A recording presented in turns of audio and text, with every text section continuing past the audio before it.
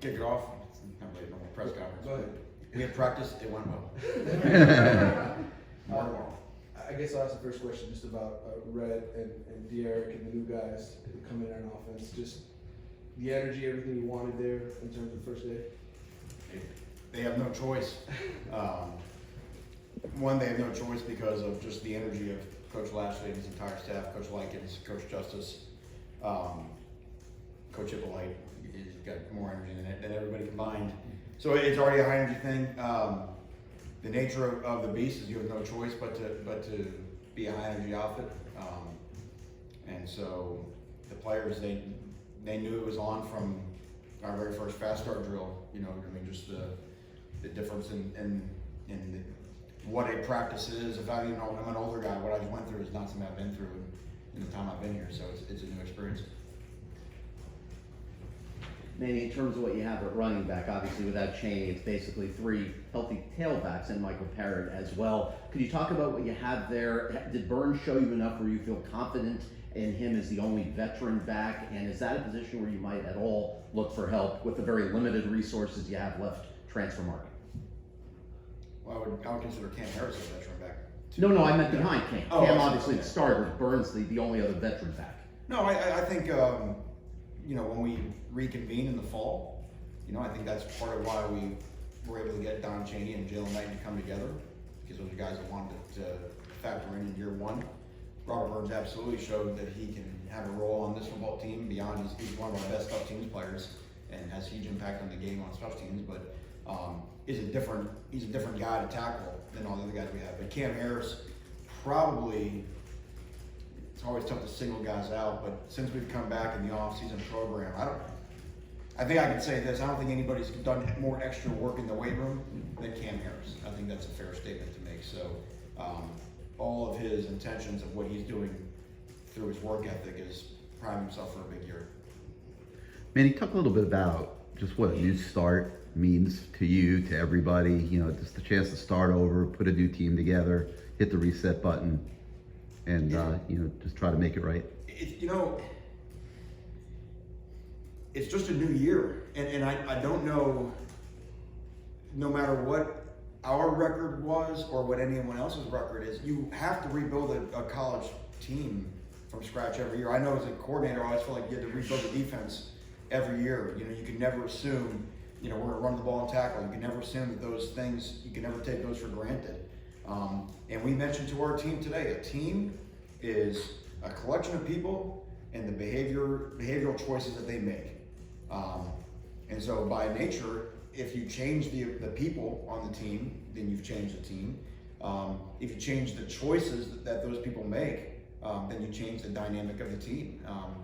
It's just a different set of guys than it was a year ago. It's a different staff than it was a year ago. So to me, regardless of how, you know, whether last year finished good, bad, or anywhere in between, it's just everyone in the country starting off 0-0. I know that's a cliche, but it's still true.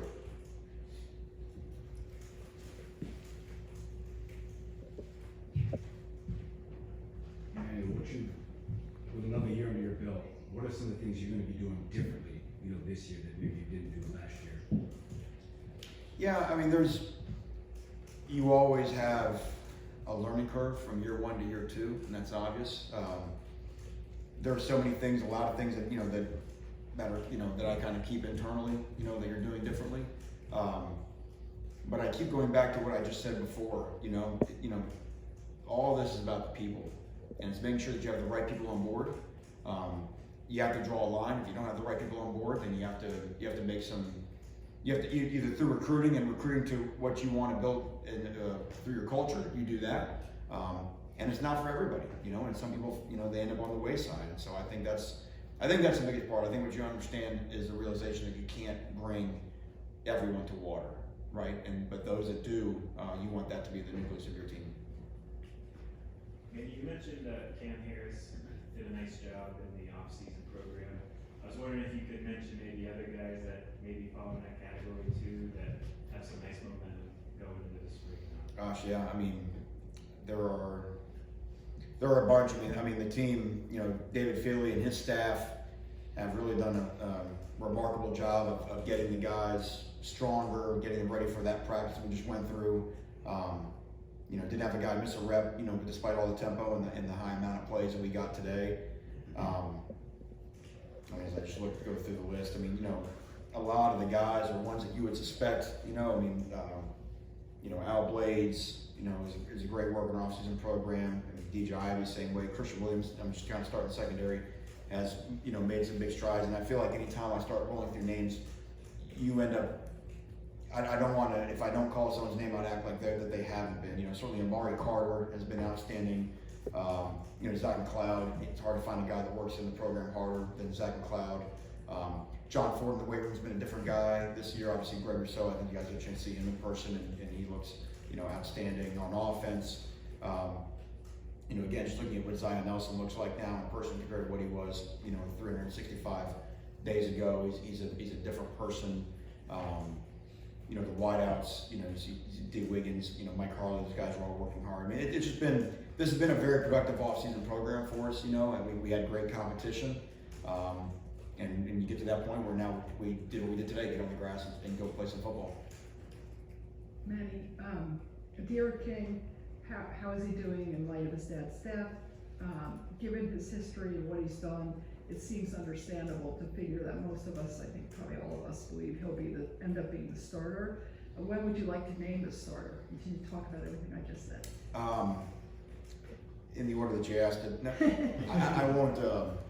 I don't think it's fair for me to speak on how Derek is doing. I couldn't begin to know what it's like to go through what he's going through. What I know is he's been phenomenal when he's been in this building as a worker throughout the entire time he's been here. And the big thing, and just being around him the last couple of weeks, we just want him to know that not just him, but his entire family, that our whole program is with him, and we hurt with him, and we're that he feels our love, which is important. And then in terms of the quarterback situation, I think it's not all that different from what I talked about a year ago. When we know, we want to announce. Last year that was after our second scrimmage in the fall. This year I can't predict when that would be, but we want to have, I've said this since I became the head coach, we want to have a starting quarterback at the University of Miami. Manny, you talk about the importance of bringing the right people on board. Where in the hiring process did you realize that these, in the offensive coaching staff, that these were the right people? When did you realize that these were the right people? Not necessarily when, but more why. Why? I'm struggling to, why did I realize these were the right people? Like how do you? What attributes did Brett Lashley and some? Okay, I see. That's fair. Yeah. Well, I think when you go through the hiring process and when you start vetting out candidates for the job that you have, perhaps you start asking some different questions, and talking with people who have worked with Rhett or people who have worked with Garen or with Rob or anybody else you bring to the program. No different than when I remember sat here on December 18th and I talked about the mental attributes of that recruiting class that we brought in. And I mentioned, like-minded people coming together, so it's not just about a series of plays or a spread or tempo that to me makes Rhett Lashley, for example, who he is. It's really who he is as a man. And I'm not trying to indict anyone else. I'm just talking about positively about the people that we have in here now.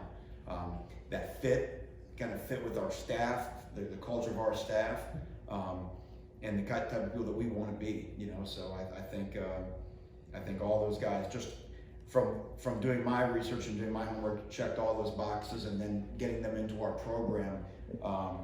I think anyone, whether it's our players or those people around the building, there's been a noticeable difference, that their personalities really stand out in the way that you interact with them. Manny, two things on two different offensive linemen. On Cleveland Reed, what was the thinking in bringing him back? And did you need to take a step back just from a global standpoint of determining, do I want to allow players back who maybe didn't find greener pastures elsewhere? And then on Jalen Rivers, when you evaluated him on tape, and from what you've seen Matt drill so far, I know it's very limited on field, obviously, had your sense been he's a guy who can come in and compete to be a rotation player immediately? And has your view on that changed at all through a month or so of having him on campus?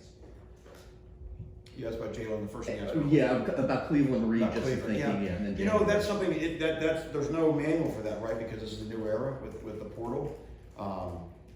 And you have to take every one of those cases one by one individually. I think Cleveland, you know, expressed that he felt pretty soon after he made the decision that he had made a mistake. And, you know, that's kind of the trick. I mean, you know, these are young men, you know, they see these decisions, and, you know, you don't want them, you know, you don't want one day or a bad choice all of a sudden be something that may impact them the rest of their life. And then obviously it's always hard to find, you know, linemen, you know, and because of the rule with initial scholarships that you're allowed to give out, we couldn't, you can't replace that. And so that's one of the issues we have now is that as more people want to transfer out, you can't make yourself whole at 85 because you're limited by the 25 cap every year. So so there are times when you have to factor that decision into what, you know, whether to allow a young man back or not. And but we also told, you know, there were some parameters in terms of the way that Cleveland was going to have to work and act when he came back. It's got back to my first thing about, you know, you've got to be for the culture, and you've got to be for one of us. And Cleveland's done a good job of working hard since he's been back. In terms of Jalen Rivers, you have to understand now, Jalen, it's funny when you're talking about impressions of him in high school. I mean, we've known Jalen since 9th grade, you know, and at that point he was just, you know, he was so big and athletic for his size, and it's been fun to watch him grow and mature over the time of his career at Oak Leaf High School. They did a great job of coaching him up there when he was there. He has shown since he's been on our campus, I think the most exciting thing that you see with those freshmen is, especially a big guy like Jalen, right? Jalen never faced a peer in high school. I say never, very rarely, probably someone we saw eye to eye with someone. And even if it's in our off-season program, we throw a tug of war rope out there, you know what I mean, and just have him, you know, go up against an older guy on our offensive line or older guy on our defensive line, and just seeing him compete, you know, and see if he's got some dog in him for a young guy, because, you know, that's usually the biggest jump. And watching him compete early on has been very encouraging, that he's got some of that in him. Now, in terms of the rotational, I mean, you know, holy cow, it's day one, just in pajamas, we'll figure out that. But look, all of our guys are here to compete. There's no player on our football team right now with any status, and we have told, whether it's the sort of the quote unquote 545 lift group from the fall, whether it's this group of newcomers that just came in, we've told all these guys, come take someone's job.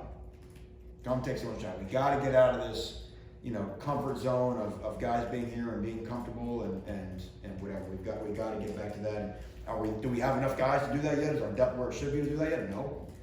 Keep recruiting, get another recruiting class, but that has been the secret to success here for a long time. Let's do 2 more for Coach. Hey Manny, this is the first time you don't have Shaq and Pippen here since you've been here, and I heard you on the radio this morning say it feels like maybe there's more leadership. Are you seeing guys individually, maybe just through what they do in the offseason conditioning program, take on maybe some of those, you know, roles that Shaq and Pippen did? That's part of it, but I also think that what I meant when I expressed that was that probably in every room, you know, certainly Shaq was a great leader, and Mike was to an extent as well. I think now at every stop along the way, there's a guy in every room that has that leadership quality, where instead of maybe leaning on one guy so much like a Shaq, that can be more balanced. So there's a guy to lead the corners. Now there's a guy in the safeties room that can lead the safeties, and there's a guy in the defensive end. You know what I mean? And just those guys. So I think that's what I meant, and I think that helps, as opposed to just kind of having one guy always having to grab the mic to be that guy. I think there'll be more position group accountability, and part of that's just because of age, right? We're so young and inexperienced in the secondary last year, for example. And I think just the growing up of our defense will help some of that. Are there any particular guys that are more vocal, I guess, is what I was asking, that you've seen? Well, even just seeing a guy like Greg Rousseau start to become more vocal, you know, I think that's big. You know, certainly we talked about Zach, Amari Carter, you know, becoming more of a vocal guy, Al Blaze, you know, those are guys that certainly stand out to me, and there were others. Manny, I want to ask about Jalen Phillips. What you've seen from him since now he's able to participate, you know, after he's been around for a while since his transfer, and what the possibilities are with him. If you pair him in that group with Greg Rousseau and Quincy Roche and everyone else over there. Yeah, it gets back to that word competition, right?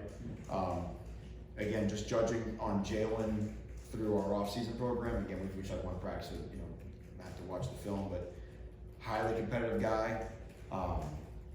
Jalen can run. You know, I mean, even when we ran the stadium at Hard Rock last week, I mean, Jalen was maybe one of the top. I know he's one of the top 7 finishers in the combo group, like in the linebacker size group, I believe.